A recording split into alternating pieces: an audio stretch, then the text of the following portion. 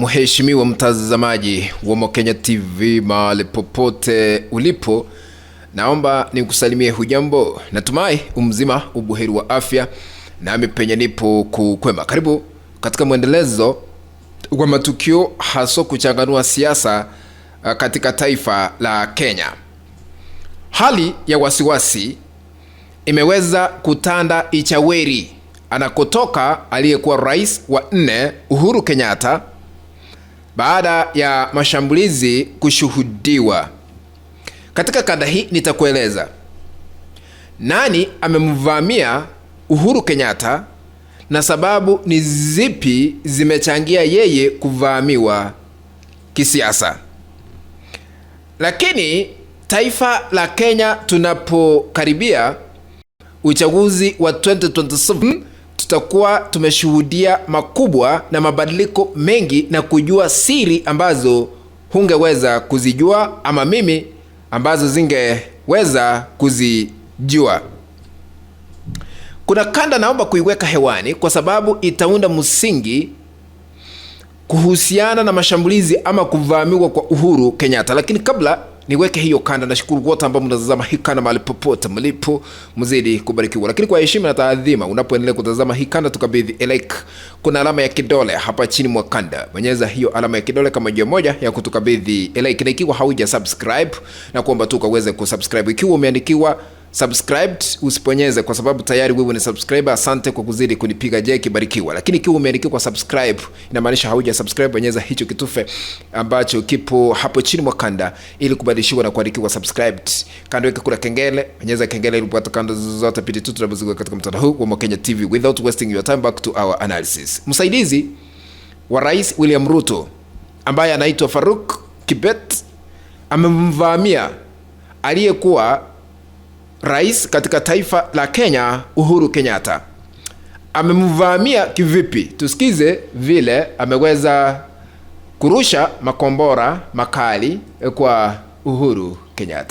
Wewe unataka kuamsha wale watu tunajua ni kwamba ni vibaraka vyako, project ambaye wanaenda kupinga jamii ya Waluhya wasichukue uongozi. Sasa yako ulitumia mamlaka mbaya. Wacha Kenya iwe na amani. Sisi tunataka Mheshimiwa William Ruto akimaliza mamlaka, rais wa Kenya atoke jamii ya Waluhya hapa Western Kenya. Hivyo ndivyo tunawaambia watu ambaye walichukua pesa wakafanya ufisadi. Sasa hiyo pesa imerudi kununua watu kama mchele.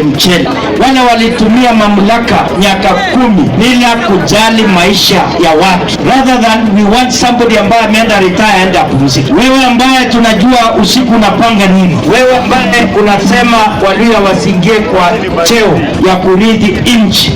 Sauti hiyo ni msaidizi wa Rais William Ruto ambaye anaitwa Faruk Kibet. Amemvamia Uhuru Kenyatta kwa kusema ya kwamba wakati alikuwa mamlakani alitumia mamlaka vibaya, na akasema Uhuru Kenyatta anastahili kuacha Kenya iwe na amani.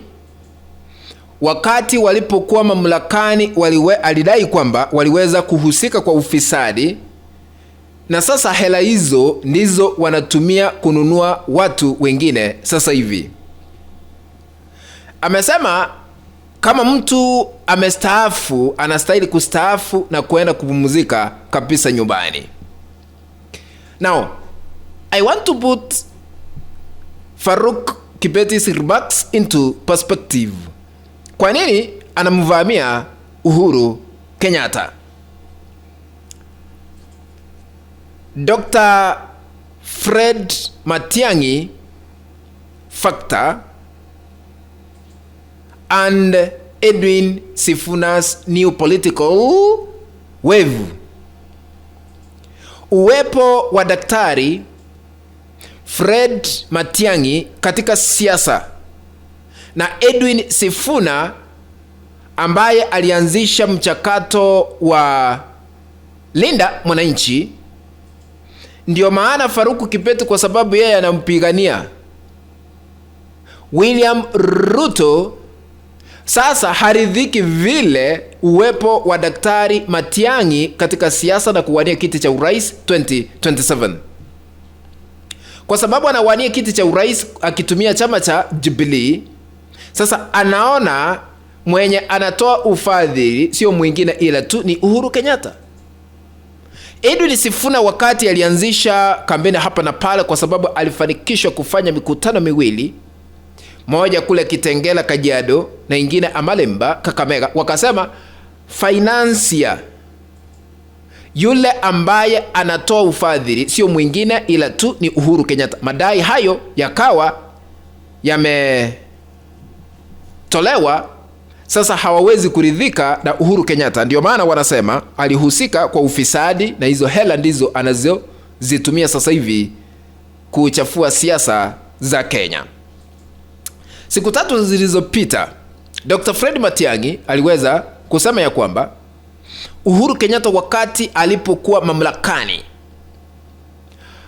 hakutumia hela nyingi, na hata ikulu ilikuwa inatengewa hela nyingi. Ambazo ikulu ilitengewa ni 4.5 billion as compared to William Ruto's leadership kwa kuhitaji mabilioni zaidi ya 17. Tusikize. How can State House need more money than more teaching and referrals? Eti budget inasema ya mwaka huu tuna allocate State House 17 billion. State House is not a referral hospital. Hakuna surgery inafanya huko, kuna watoto wanasaliwa huko, hakuna kidney transplant inafanya State House. Why do you need 17 billion? That is doubling the budget allocation for State House from last year. You're not that foolish. You are doing it because this is an election year. Unataka kutumia hiyo pesa kununua watu na kuomba watu. That's what's happening. Kama namna gani wananchi wale nyingi pay kazi muone. I'll cut that budget by 80%. 7%, 7 billion iende kwa education. 7 billion iende kwa health sector. State House ibaki na 3 billion. I might even return a billion by the end of the year. Sauti hiyo ni ya Dr. Fred Matiang'i ambaye aliweza kudai ikulu inatengewa bilioni 17 ili hizo hela ziende kutumika kuwahonga wa Kenya kupiga kura 2027. Na Faruku Kibet alisema ya kwamba Uhuru Kenyatta naye alihusika kwa mambo hayo, na hizo hela ndizo zinatumika sasa hivi. So umeona vile hali ya kisiasa ipo. Now Faruku Kibet anamvamia Uhuru Kenyatta. Sababu ya pili ni gani inachangia? Mount Kenya factor. Katika uchaguzi uliopita wa 2022 Mlima Kenya, kura ambazo zilitoka kule ni zaidi ya milioni 3.5 ambazo ziliweza kupigiwa mheshimiwa daktari ambaye ni rais wa sasa William Ruto, baada ya Uhuru Kenyatta kuonekana haungi mkono William Ruto na Rigathi Gachagua hamuungi mkono kwa sababu wanatoka eneo la Mlima Kenya.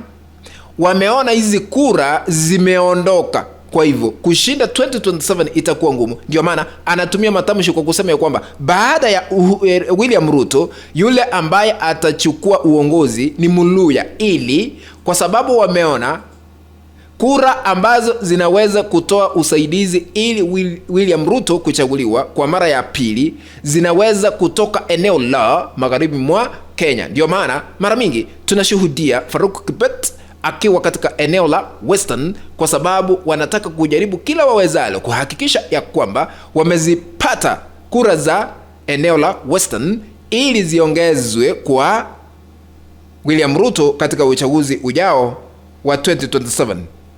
Pasipopata uungwaji mkono kutoka Western, kwa sababu mlima inaonekana imemuondokea, itakuwa kizungumkuti. What do you think? Kufikia hapo mpenzi mtazamaji, ndipo na tia kikomo katika uchanganuzi wa masuala haya ya kisiasa. Tukutana katika kanda ambayo nitaitengeneza hapo baadaye. Lakini ikiwa hauja subscribe, na kuomba tukaweze kusubscribe kwa kubonyeza kitufe ambacho kipo pale chini kimeandikwa subscribe, ili kubadilishwa na kuandikiwa subscribed. Kando kuna kengele, bonyeza kengele ili kupata kanda zote pindi tu tunapoziweka katika mtandao wetu wa Mokenya TV. Sambaza link ya kanda hii kuelekea grupu 1 2 3 katika mtandao wa WhatsApp na hata Facebook, ili tuendelee kujulisha wengi tena zaidi. Asanteni sana ladies and gentlemen. Be blessed. Let's meet in the next video. Bye bye.